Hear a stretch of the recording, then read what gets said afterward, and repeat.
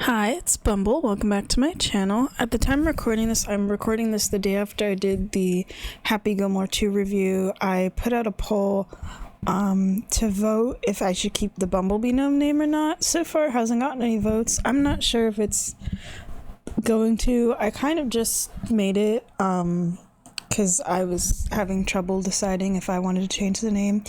I'm also playing around with the effects of this mouse. I originally had it where it would just bounce whether I was talking or not. And then for this video, I changed it so that it only bounces when I'm not talking. Just kind of to see how I feel about these effects. I'm thinking I might either just have it bounce the whole time or maybe not bounce at all. I feel like it's weird when I don't talk and it's just static. But then I feel like the effect where the mouse moves so much as I'm talking or I stop talking or whatever looks kind of weird if if it's like bouncing constantly, just the effect itself. Anyway, I had mentioned the Happy Gilmore video about wanting to do like once a week videos. I was going to call it like Serotonin Saturday or whatever, even if I don't record them on those days. Or I would just talk about things I'm interested in that might not have like anything to do with gaming or even the movie reviews. So, and I had a couple ideas for that. The first one of these I wanted to do is on ballet. I don't really have experience with ballet as a whole. Like, I took lessons when I was little. I kind of vaguely remember that. That was kind of fun. And then one of my aunts had taken me, I think, to go see the Nutcracker when I was really little. I remember it looked really cool. I've always liked the costumes and stuff for like ballets, and the sets are cool, but I don't really have the best attention span. I kind of never have, so sometimes things I feel like will just kind of go on for a bit long and then I eventually get a bit bored. But these were two ballets that I checked out. They're both by the Royal Ballet. The Peter Rabbit one is from like 1971 or something. It's like a filmed version of it, so it was like a really nice quality and everything, like visual wise and stuff. And then the Frankenstein one, I believe, is from 2016. The Frankenstein one sorry, my voice is a little, keep having to clear my throat. That was the one that I watched first, actually, and then I watched the Peter Rabbit one, but I'm gonna talk about them in the reverse order because I literally just finished the it's called Peter Rabbit, like Peter Rabbit and the Tales of Beatrix Potter, but Peter Rabbit only shows up at the end and he isn't even in it very much, so I don't know. But that one they were both like fantastic. I personally enjoyed Frankenstein more, but I liked the I got more interested in it, but the Peter Rabbit one, I think visually, because of the costumes and stuff and the sets and things, I think like visually was more enjoyable for me. Okay, so the reason I was even getting into these at all, the Frankenstein one, I'd heard about it in like a Tumblr post about this like Frankenstein ballet, and I'd seen pictures of it, and I thought the design for the creature looked really cool. I'm not really familiar with Frankenstein either. Like, I've never read the book or anything. I know there's like a bunch of different adaptations of like movies and stuff, but ever since seeing this ballet, I'm like, okay, I'm interested in it now. I'm at least like curious. And then there's a Guillermo del Toro Frankenstein movie that's coming out, I think later this year or next year. I want to go see it now. I'm like interested. But yeah, I ended up watching Frankenstein, and then I was trying to look at like what other like Royal Ballet, there's like so many entries for them on Letterboxd, by the way, like what other stuff is there, and I found out there's a Beatrix Potter one, and I was like, oh cool, I used to read the books as a kid and I always liked the designs of the animals, and I wanted to watch the Royal Ballet version of this animal ballet, like the newest one or the newer one. I think it has some of the same performers as the Frankenstein one. I think the guy that plays the creature plays like a squirrel or something in the Peter Rabbit one. I don't remember for the others. But I couldn't because I kept seeing clips of it on YouTube as well. But I couldn't like find it anywhere. But then I saw there was this recording from the 70s that was like a film recording of it, and I was like, okay, this is as good as I'm gonna get. But it was enjoyable, it was fun. So I'm gonna go off of my notes for that. So it's basically plot wise and stuff, it starts off with like the author herself, Beatrix Potter. She's played by an actress though, and the actress isn't like, I mean, her character doesn't do ballet in this, where she's like younger. She's probably like in her teens or younger or whatever, and she's doing these drawings, and the drawings come to life, and then that's supposed to be like the animal adventures and stuff. And the animals each have their own like story segments, and they're all like very simple, like Jemima or Gemma, the puddle duck, the duck, she wants to lay an egg, but there's a fox that wants to eat her. Or the mice, they're breaking into a human house. There's stuff like that. I just assumed Peter Rabbit's was going to be him stealing the vegetables from McGregor's garden. But then when Peter Rabbit does finally show up at the end, he already has like a bunch of vegetables and stuff, and he's kind of just there. There's some stuff with the animals where they kind of just show up and do stuff where they don't seem to have like their own storylines. I don't know, but there's that, and then all the animals end up together like dancing and stuff at the end, and they have their little like picnics. It's pretty cute. The props and the sets, just the way they can make them look huge, like some of it is like a real location, and some of it is like a grassy set, and then you see like a painted wall in the background or something. But it did kind of throw me off at first. But there's other where it's like, no, they're out in like a field or whatever, and I just appreciate that. I'm assuming it's probably hard to have to do ballet and like outside, probably in these costumes, like on grass and stuff. And the sets are really cool. Like there's this one with the mice, because the mice show up like 2 times. The first time we see them, they're in a human house, and everything it's also probably like camera tricks as well. It's so much bigger of them. There's like a giant set of stairs and a giant door, and I'm like, if this isn't visual trickery, do they have to like build all of those? It's crazy. Or there's the second segment with the mice where it's these 2 mice and they're in a little dollhouse. And just the way everything's like framed and stuff with the camera is also really satisfying. I really enjoyed the close-ups of different characters. Sometimes it's usually like they would pop up from behind a tree or whatever. I think there was one for the squirrel and one for some of the mice, or no, and there's also one for Peter Rabbit too, where you really get to see all the detail on the masks. I think that's the thing that made it for me with this movie, because I feel like with those old-timey animal masks, they can be kind of creepy depending on what it is, but the ones in this ballet are just adorable, actually. Let me, I had it pulled up earlier. Let me pull it up again. I'm sorry. Tales of Beatrix Potter ballet. There we go. They just look so good, and I like the way they get around of trying to keep the oh wait, I was going to talk about the costumes. No, I'm sorry, I have so many things I'm excited about this ballet that I'm kind of getting all over the place.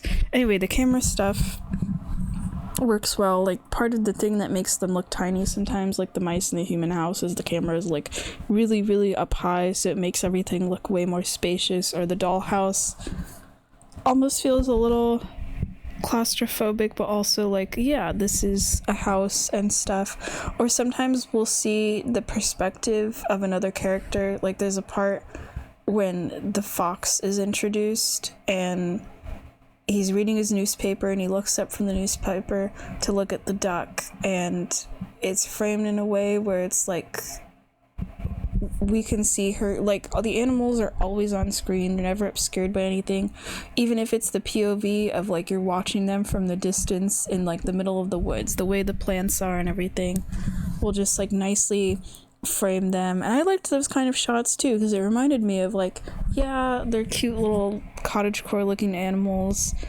running around in their outfits and having tea and stuff, but they're also just animals, you know, running around in the wilderness and stuff, and they do still act like animals too. Like, it's been probably since I was a kid since I've read those books. I remember they came in this little white box and they were like teeny tiny, and I always loved the illustrations and stuff, so I recognized a lot of the characters, but I didn't really remember their storylines. I remembered the duck, I think, because she was probably my favorite when I was younger, and I remember reading Peter Rabbit. I mean, Peter Rabbit, I think, is probably the most popular of Beatrix Potter's creations, but it's funny that he's in the title and he's not really in this or getting a storyline.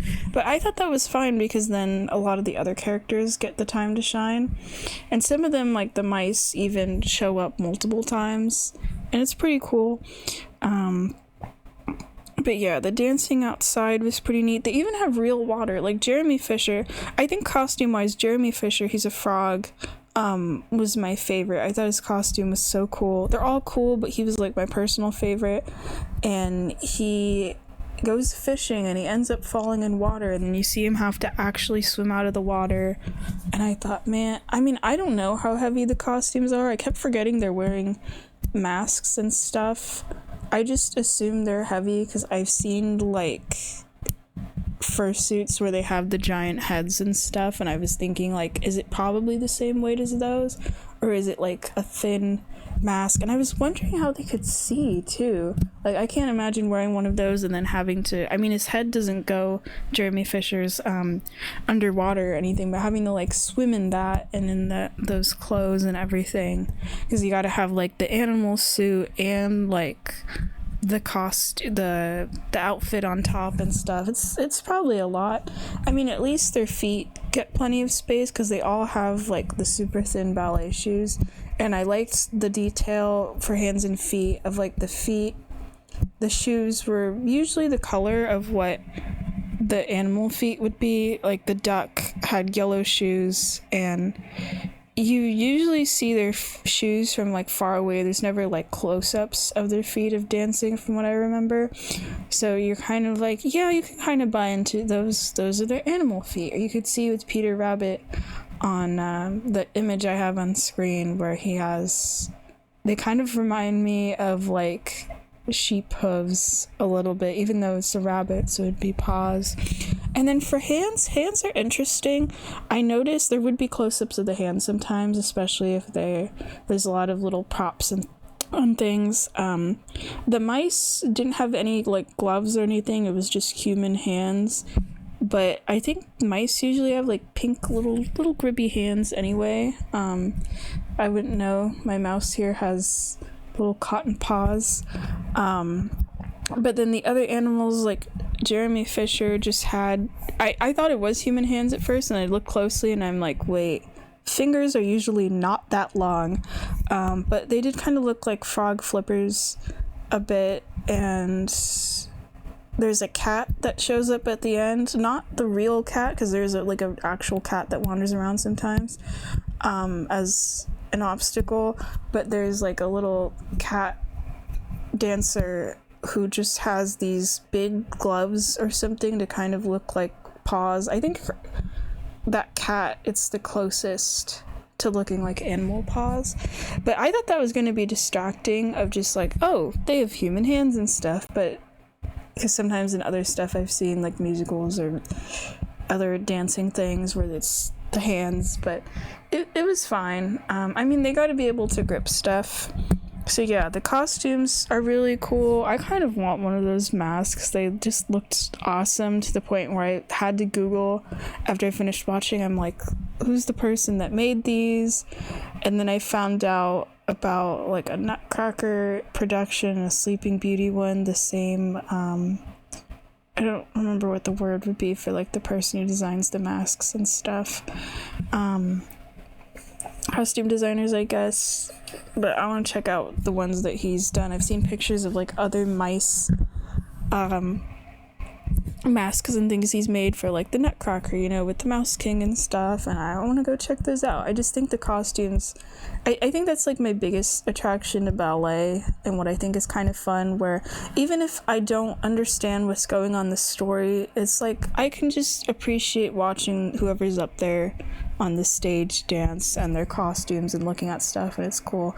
I feel like opera is something maybe I would also try to watch. I've tried to, but it's kind of ironic. Even though I love musicals, I feel like opera I just can't seem to get into, but ballet I'm like, it's just easier for me. What else?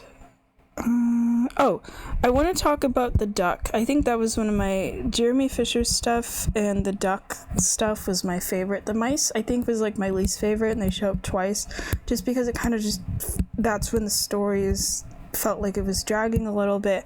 Actually no, the squirrel was pretty cool too. Okay, so the frogs part is very short where he's fishing, but he's surrounded by like actual water, and that was really cool. The duck, that's the storyline I remember the most, where she wants to lay an egg. It's that easy, and there's a fox, and he's trying to turn her into soup or something.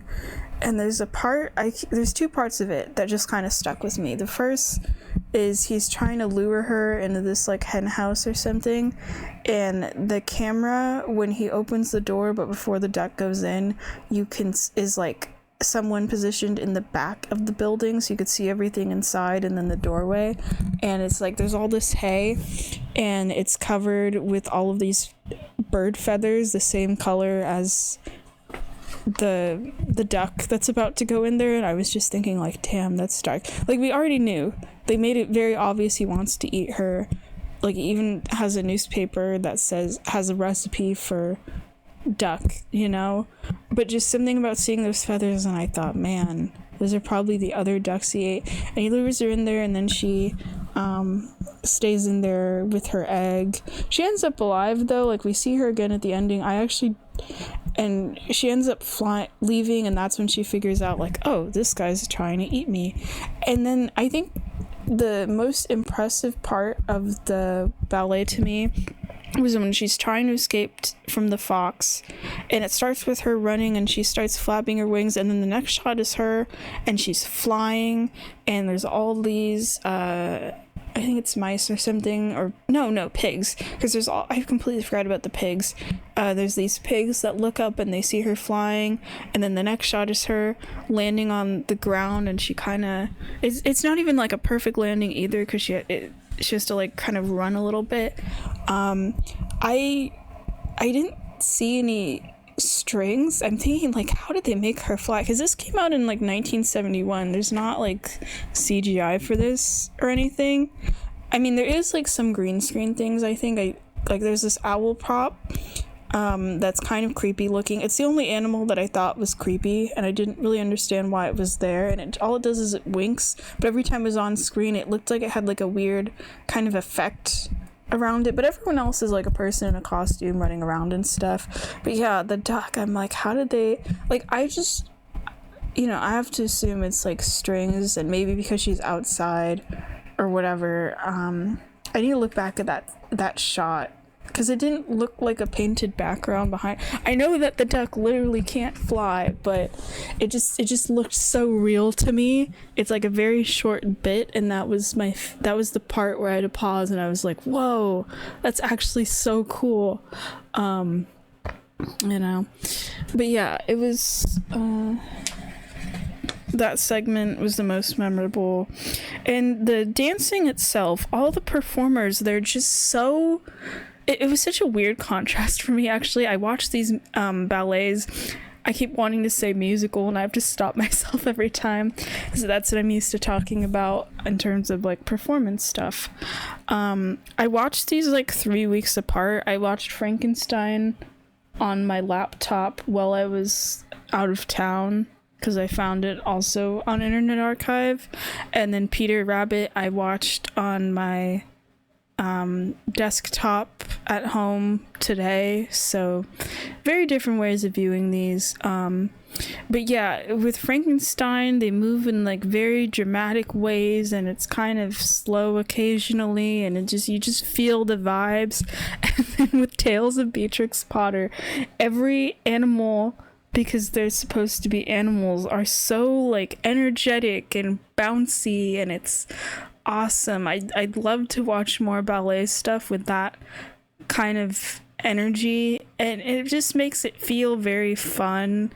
And it doesn't feel like the costumes and stuff as like, if I'm thinking about when I watched Nutcracker when I was a kid, for example, where the outfits are like very foofy and stuff, and it was cool. I'm not trying to make fun of it. Heck, I do want to find some version of the Nutcracker to watch, and also I'm down to watch more ballet stuff. Honestly, these were both so fun.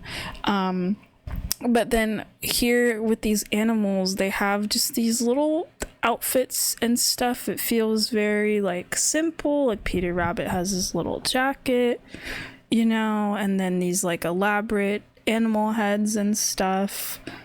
So they really have all just the space to run around. It doesn't ever feel like visually overwhelming for me, which is really nice. But yeah, they're very like, they jump around a lot and spin, and I mean, I don't know ballet techniques or anything. I don't honestly remember, but it just makes them feel more like animals of seeing them so bouncy and stuff. It's really cool. Anything else? Sometimes the stories get kind of dark though. I wasn't expecting that. I didn't remember some things. For example, I mentioned about the duck. I mean, the whole thing of the fox wanting to eat a duck, where it's like, yeah, these cute little animals eat each other, because most of them are prey animals, but some of them are predators. There's a part where these two mice have to hide from a real world cat that feels a little bit tense. And then those same mice end up inside of a dollhouse, and they're destroying the house and fighting over food. And I think one of the mice ends up getting knocked unconscious. And then there's a squirrel character who shows up towards the end. It's this red squirrel. I like how he just shows up and he decides he wants to be everyone's problem, where he's constantly making mischief. But there's a part, and I didn't really understand it. Maybe I need to see it again. In terms of like in the story why it happened, where he's dancing by a tree and he gets pulled in, and apparently there's a door on the tree or whatever, and the door closes, and then he pops out of the tree like a couple minutes later at a different spot of the tree from like the top, and he doesn't have a tail anymore. His tail is separated from him. I don't know if an animal pulled it off. I think there might have been the owl in the tree. And his tail is off for just the rest of the ballet, and he carries it around with him. And of course, it's not like a real tail or anything. Oh yeah, the way they did the squirrel tails was also cool. I like how they don't compromise with some of the animal part, like getting rid of them completely or anything. To get the squirrel tails, they're all just pointing up constantly. They never get in the dancer's way. Actually, most of the tails are pretty small, but for stuff like the mice, or like there's a dancing cat and she has a big tail, and the part of the tail goes on the floor, and I'm like, how do you dance around and not trip over those, because the rest of the costumes, like if you look at Peter Rabbit, are designed where it's like they need as much room for their feet as possible, Oh, no, that is pretty much all my notes, actually. There's other things I was thinking about, but I think they're less related to the ballet and more about the world of Beatrix Potter. Like, why do only some of the animals wear clothes, but like the squirrels are naked? I don't know. And so is the owl. What is the significance of the owl? He's the only animal that doesn't dance around or anything. I didn't mention all the animals. There's a lot of them. There's pigs, there's mice, there's the titular Peter Rabbit, the frog, the duck, there's a hedgehog, I think. Yeah, so it's pretty cool. And I also like that, I think this is probably the last thing I want to say about it, that there's no dialogue or anything. It's just dance. I mean, I'm assuming in ballets there's no dialogue like there wasn't in Frankenstein. But I remembered about it as I was watching, because in the books I remember the characters being able to talk and stuff. Like the duck, I think she originally gets verbally tricked by the fox or whatever. But here there's no talking. But I feel like that would have made it feel kind of weird if they talked. I don't know. I actually liked that they didn't. It made me focus more on their dancing, and just their movements in general were enough to get across what the characters were feeling and what was going on in the plot. And I just really love the way the dancers move around. Like, even when they're not dancing, they do things that are in character. Like, there's this mouse couple, and sometimes the female mouse, she carries a handkerchief and she'll wipe her face, or just the way they move their hands.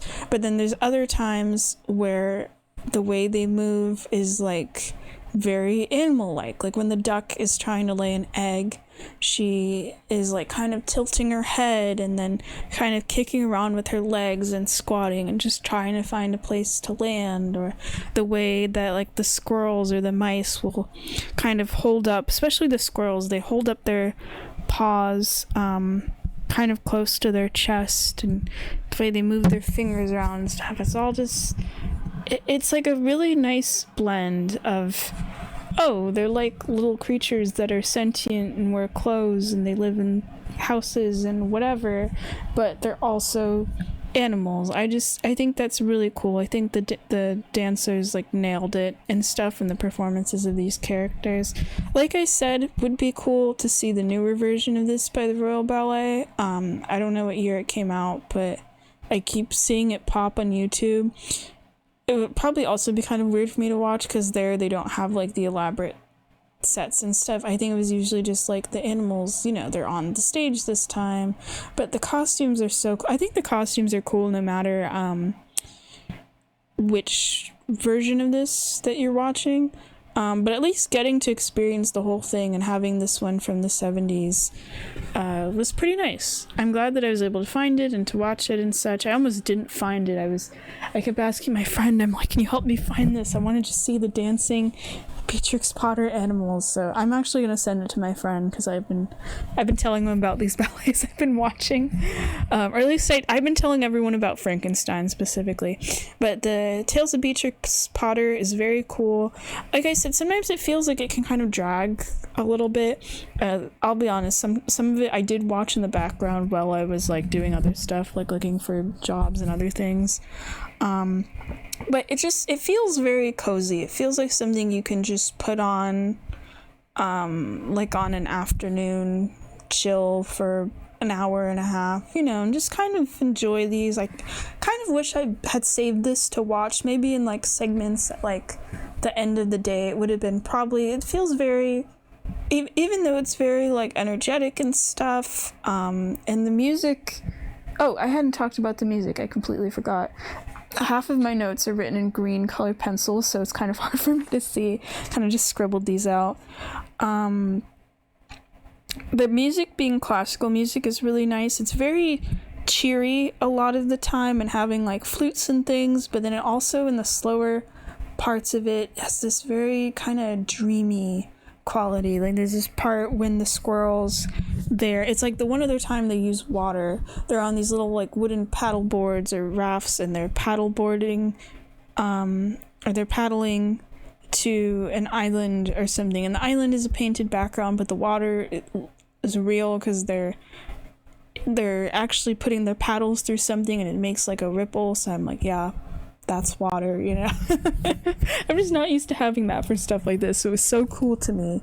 I really just appreciate the dedication of trying to make things look like yeah, we're outside and stuff. But the music is fun to listen to as well. It's nice that it was all like classical and stuff, so I can put it on the background while I'm working on whatever, and it's fine. That's actually how I got to finish this today. I just had it on, and if someone was, listening from another room, it's just like, yeah, I'm listening to classical music, but I'm actually watching the animal ballet. But this was a fun watch. Like I said, it's very chill. It's something you don't really need to kind of follow along with the story or anything too much. It's not like story heavy. The costumes and the dancing are just fun to see, and those masks are so cool, because I feel like if they would have been scary, maybe they're scary to some people, I don't know. I don't think they would be to me if I saw this as a kid. I feel like that could have very much made or break the ballet. Like if they were scary, I wouldn't have want to watch, because these animals are just on your screen the whole time. But yeah, that's the Peter Rabbit Tales of Beatrix Potter ballet from the 70s. I thought it was pretty cool. I recommend it. Okay, I'm going to talk about Frankenstein now. I was going to record this in parts actually, but I can fit both of them on screen. It's fine. So I don't really know the story of Frankenstein. I still don't know. I think I looked it up a little bit as I was watching, because I was like, who are some of these characters? I'm gonna be honest, I watched it for the creature and the creature design, and that was my favorite thing, because I remember seeing the pictures from the Tumblr post, because I haven't seen like every version of Frankenstein in existence, but I feel like the one that is mostly in pop culture is like he's green and he's really tall and has like the bolts on his head or his neck or whatever. But this version I thought was cool and kind of looked more like, I don't know, corpse-like to me, because it's like the creature in this is like this bald guy who is covered in like all of these scars. I kind of wish that the skin, it's a person in like a skin tight nude colored outfit and stuff, so it looks like he's nude but he's not.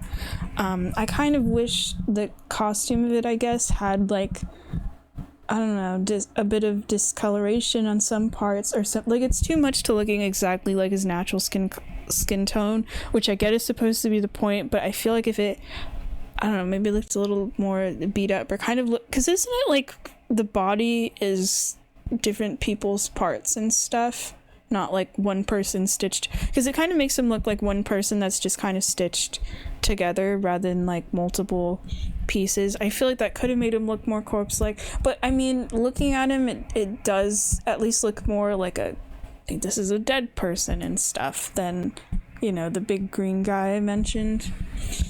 But yeah, it looks cool, probably easier to move around in. That's what I keep having to think of now that I'm like watching these ballets, of like how easy are these costumes, to be able to move around and stuff, because like, boy, do they move around. I skipped a lot of the beginning parts of this. I feel like I have to pull it up again actually as I'm talking about it, not to rewatch, but just for me to like skim through and remember things. Let me just pause this real quick.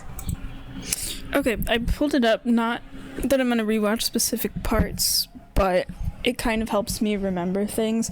So as I said, I don't really know like the story of Frankenstein or really watched any of the movies or anything. So if there's complaints I have that like wouldn't make sense in like a different medium, or things that would be answered by the original story or whatever, and just know that, okay, that it's like not something I'm super familiar with.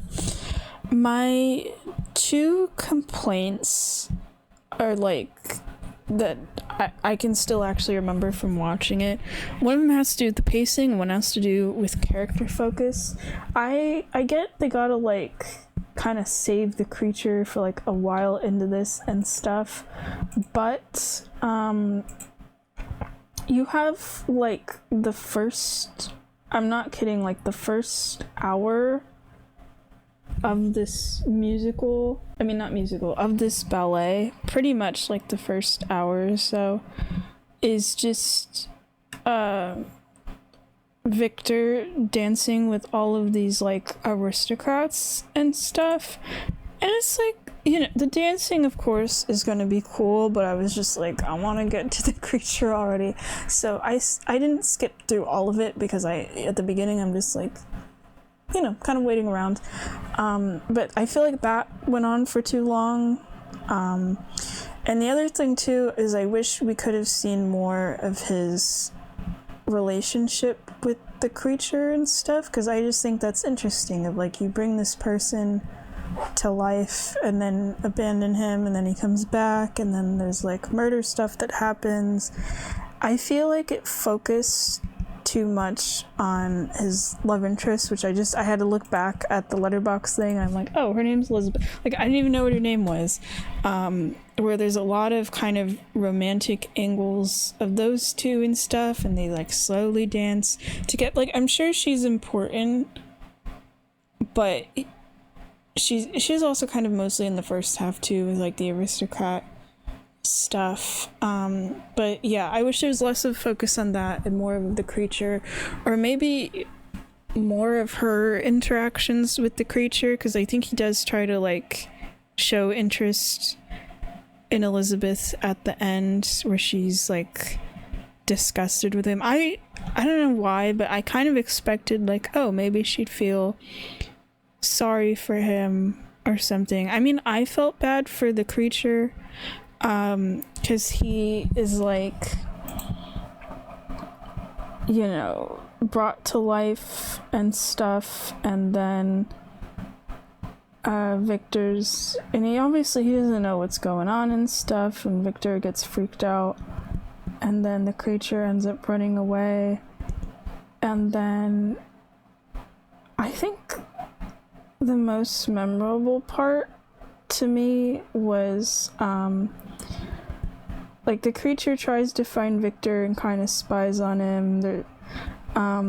Like when he first shows up in the music, the ballet again, after running away, he's like outside of Victor's house, and he has this coat, and he's kind of dancing around and stuff. I think it was after him spying on Victor dancing with Elizabeth or something, and he pretends he's like dancing with another person, like it was around that part I was like, okay, I'm kind of getting more, I feel like bad for him and stuff. There's a part where he like kind of does a bow, like he's asking someone to dance, and is like very gentle about it and stuff, you know, and he just wants to be a part of society. And even at that point, like, people don't know he exists, but I think the creature kind of knows at that point, just from his interaction of Victor, of like, yeah, people are probably gonna be freaked out about me or whatever. And that's probably also hard too, like, you don't know anything or anything, you just like came to life, and it's like, all right, you're released into the world, but gotta be an outcast and stuff. So it was at that point, you know, I'm feeling bad for this guy, and then I think that's when Victor finds him and tears up this like notebook he has, and on like the notes and stuff, because throughout the ballet, the creature is like trying to find Victor, not even like for like, I thought in the story, whatever, it's supposed to be the creature's like killing people for revenge, and the creature like does cause people to die, but it seems to be like accidental deaths, and he just wants Victor to like embrace him and stuff. The movements are like very like gay, so I don't know what, if it's supposed to be like a parental figure kind of relationship he's craving or something more. But yeah, he loves this creator, and then is sad when he like dies at the end, and just kind of holds on to his corpse and stuff. But yeah, the notebook ends up getting torn up and stuff. I feel like if the creature did have it by the end, though, maybe he would have tried to revive Victor. I don't know. Anyway, there's a part where they interact and stuff, and Victor is like disgusted by his creation and tears up his notes, and then there's this like big dance party scene, and that was, I think, finally the time I was like paying attention to all these aristocrats. They're all like dancing outside. I do feel bad that like I don't have anything really to say about the first hour, where it's like before the creature exists and whatever. Though there's this one part where there's like a college, I think they're at a college, like a dissection scene or whatever. That was kind of cool. And then the creature being brought to life, also fun. I liked the set of the laboratory with all these human skeletons around and stuff. Anyway, there's like a big dance scene outside, and they're playing this game or whatever, and that was, yeah, probably the most memorable part to me, where there's this little kid in a red coat, and they blindfold him, and it's supposed to, earlier, like, they're blindfolding people, and you're supposed to chase them around, and I don't remember why it happens, but they blindfold the kid, and he's trying to find everybody, and then everybody runs away. So then the creature shows up, because he only seems to show up, like, he spies on people a lot, but only when no one's around, like he's trying to hide from people. And the kid is there, and because no one talks or anything, so it's not like he can hear the creature. I feel like I have to, hold on, I'm gonna pause and I'm gonna rewatch that scene again, and then I feel like I can do better with my commentary here. Okay, I kind of skipped through it a little bit. It was my favorite segment, because the kid, he's blindfolded, and the creature kind of sneaks in and shows up, and then starts kind of dancing around him and stuff, and it's very playful, because like the kid is smiling and trying to run around holding his hands out to, you know, because that's supposed to be the point in the game. He's chasing people, and the creature is kind of just messing around with him a bit. This is the part I thought was funny, where because the kid's wearing this big, like, fancy coat, and the creature, like, kind of flips it up a little and is kind of dancing around him, and whatever, and then they end up dancing together, which I was wondering, like, I'm assuming that blindfold has to be see-through, like, it doesn't really look see-through from watching the footage, but it's gotta be, because you're like running around in this stage and stuff and getting picked up occasionally and having to move around, but they end up dancing together. There's a part I thought was sweet where the kid ends up hugging the creature, and the creature has like the biggest smile on his face, because it's like the one time in his life so far he's had like any affection, and he's like very like playful and gentle with this kid, and it's kind of nice, because you think, like, you know, he's just a normal dude in a sense, and like if people couldn't see him, they'd probably, you know, treat him normally, but of course everyone who sees him is like terrified of him, but it's not like that's his fault, you know. And then the kid tries to feel the creature to like figure out who it is, and the creature's just kind of laying there, and then he feels like the scars and stuff and takes off the blindfold and immediately screams, and the creature's trying to silence him, not like trying to kill him, I don't think so, but ends up, it was kind of hard to see, like he picks him up and the kid is facing away from the audience and is kind of wiggling around, and then kind of drops limp, and then I think the creature realizes that he's killed the kid and feels bad about it and just kind of leaves him there, and then all the villagers show up and they're like, oh, what happened to this kid and stuff, but it's like, it's your guys' fault for abandoning him, and just, I mean, not that the aristocrat people like know that there's a creature running around and stuff, but it's more of like, why are you letting this kid wander around blindfolded? I mean, he's in an open area and stuff outside of this house, but you know, what if he wandered away somewhere? But yeah, then he dies and the people are freaked out and stuff, and then the creature shows up to Victor again.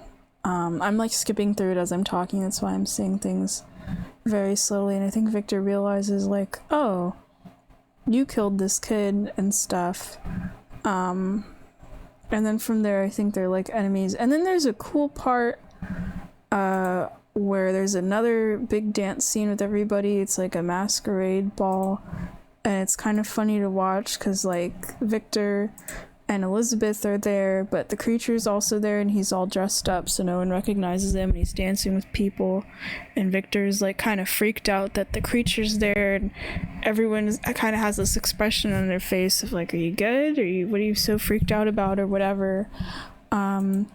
And then that's sort of when it starts winding down a bit. I know I'm like recapping it, but it's kind of helping me with my thoughts a little bit. I thought the costumes during this masquerade scene are pretty cool. They're like this dark red, and the lighting is like very moody and stuff.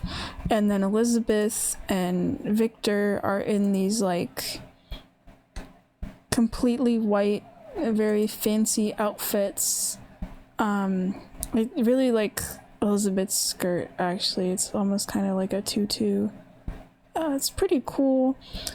And then there's also the staircase in the back, because then the creature, you know, is there. And then at that point, it's just like the main characters.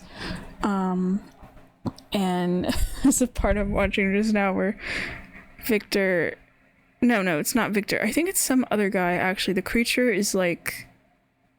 Or maybe it's Victor. The creature is strangling someone, and I think the guy dies. Like, he starts just beating the shit out of him, and I'm like, okay.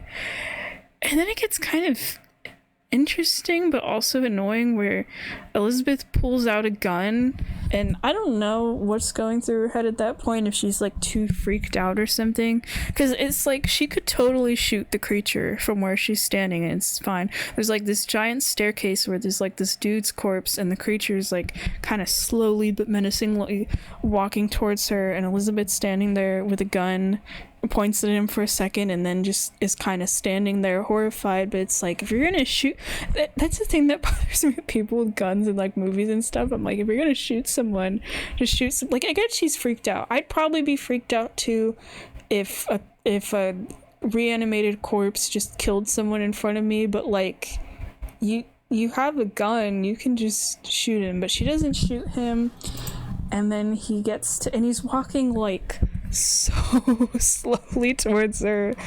I mean, I'm glad she doesn't shoot him. He doesn't die by the end of this or anything. But he walks towards her, and it's kind of interesting. Instead of trying to immediately get the gun away from her or trying to harm her, he does this like kind of like, oh, do you want to dance sort of bow. And he just wants to dance with her. He's not trying to kill her. And she's terrified. And I think he has to, like, get the gun. Oh, yeah. He, like, easily takes the gun away from her and stuff. I mean, I'd be freaked out in that situation, too. Like, you end up disarmed.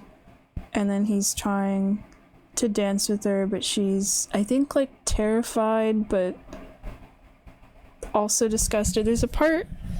or I was like, oh, that kind of looks like it hurts, where she almost does the splits. But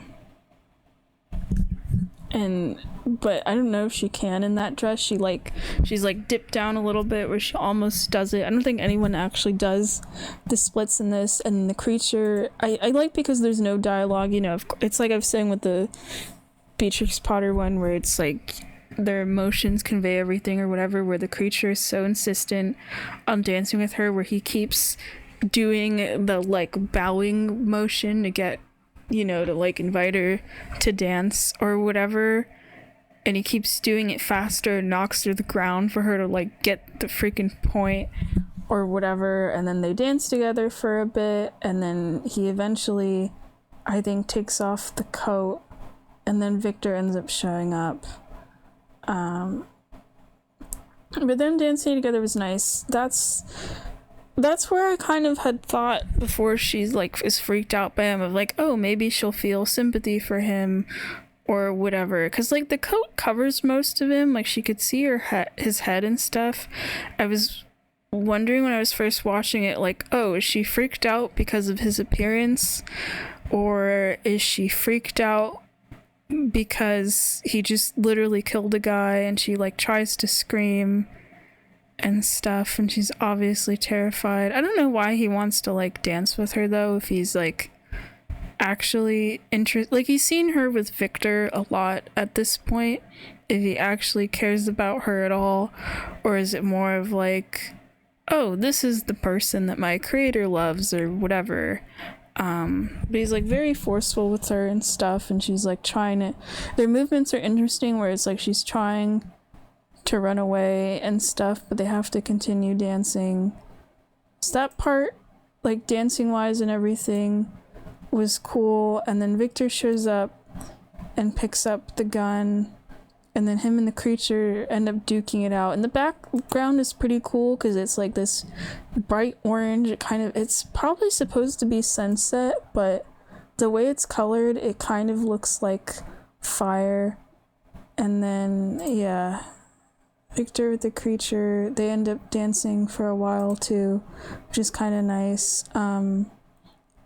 And again, somebody has the gun and they're a good distance away enough to shoot, and no one shoots. So I'm not even mad that like Victor dies at the end of this or anything. He ends up shooting himself though, but it's like after Elizabeth is dead. But before that happens, there's a part that I thought was also kind of like, where Victor kind of cowers into the ground and the creature lifts up his arm and kind of buries himself there, like it's kind of like a group hug.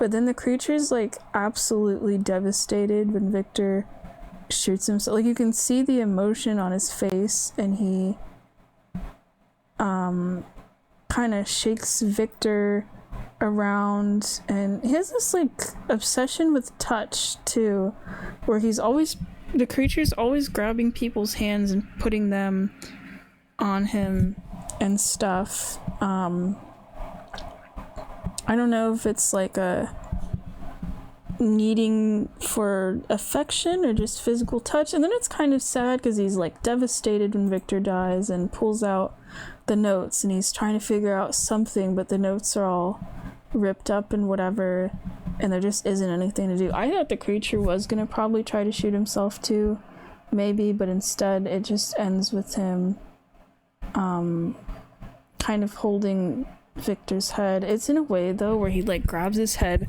I swear I thought he was gonna kiss him at first, which would have fit, but instead he just kind of like cradles his head and kind of just cradles his corpse and sits there and like cries, and then ends up leaving. Yeah, he ends up leaving actually. I forgot about that, because he just figures out like, okay, I can't bring this guy back, I'm warning him. I thought Victor was gonna maybe get dragged away because he like picks up his hand and tries to leave, but he ends up just leaving. Like I thought from hearing about the original story, it was like years ago too, of like the creature goes around killing people that Victor cares about as like an act of revenge, but in this one there isn't any revenge. It's just Victor like offs himself at the end, and the kid, I think the creature like accidentally accidentally seemed to kill him. Like he seemed kind of freaked out afterwards. But the guy that he shoots on the stairway, or no, strangles on the stairway, no, that was definitely like an intent for murder and stuff. And then with Elizabeth, I actually did just skip over that part of what happens to her. But yeah, she dies too. So it's basically, there's like 4 dead people at the end of this. Even like the last shot before the curtain comes down is like, there's all these bodies on the floor, and then the creature gets up and walks away. So it's kind of more of a tragedy than anything. I mean, I'm assuming like with any version of this story, you're supposed to feel bad for the creature. It feels weird saying the creature, but like, I know it's supposed to be like Frankenstein's the creator, not the name of the creature that he makes. Oh, hold on a minute.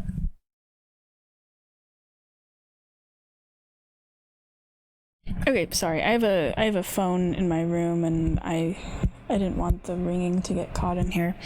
But yeah, I'm assuming you're supposed to like feel bad for the creature and stuff, and I do. I'd probably feel bad for like any version. I feel like I probably would feel bad for this one specifically, just because he doesn't seem like he's killing people on purpose, and he doesn't try to kill his creator. He just wants to be acknowledged by him and stuff. So of course I feel bad for the guy, and he seems like I kept mentioning that bowing pose that he does so much because he obviously just wants to be like accepted into society, and he can't.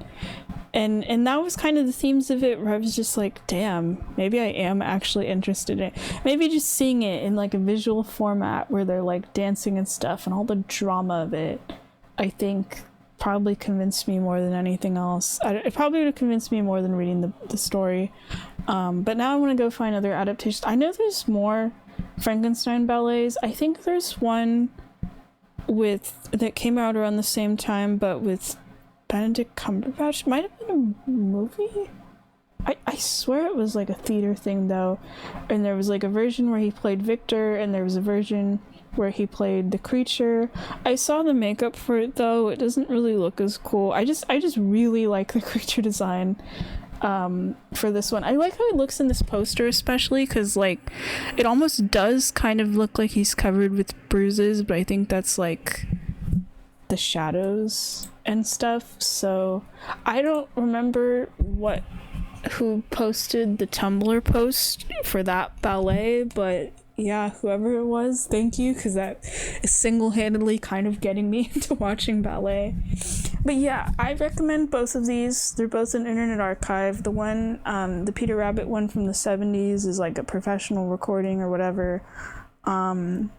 Or it's like one for film specifically, so visually it looks really cool and stuff. Or it's like really well, it's like crystal clear is what I'm trying to say. And the Frankenstein, I don't actually know, the Frankenstein one is the